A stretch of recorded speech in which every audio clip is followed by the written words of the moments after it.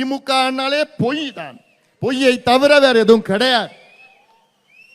இதெல்லாம் நீங்கள் சிந்திக்க வேண்டும், மக்கள் சிந்திக்க வேண்டும். சிந்தித்து எல்லாமே ஒன்றாக வாருங்கள்.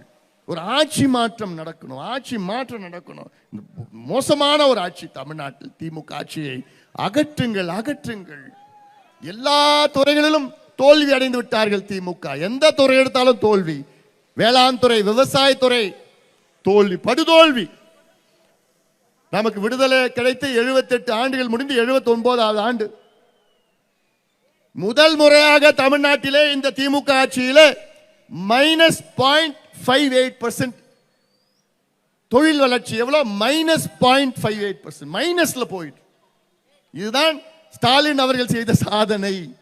விவசாயத்தை மைனஸ்ல கொண்டு போறது. திமுக ஆட்சி வருவதற்கு முன்பு தமிழ்நாட்டுடைய நேரடி கடன், டைரக்ட் டெட், 4,54,000 கோடி. இவங்க ஆட்சி வருவதற்கு முன்பு 2021 தமிழ்நாட்டுடைய நேரடி கடன் 4,54,000 கோடி.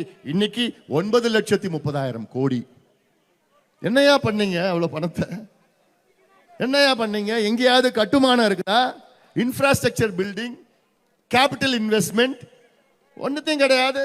ஒண்ணுமே இல்லையா? எல்லாத்தையும் கொள்ளடிச்சிட்டு போயிட்டீங்களேயா. கடன் கடன் கடன், எது வாங்கினாலும் கடன், கடன் அடைப்பதற்கு கடன், வட்டி கட்டுவதற்கு கடன். இதுதான் நிர்வாகம்.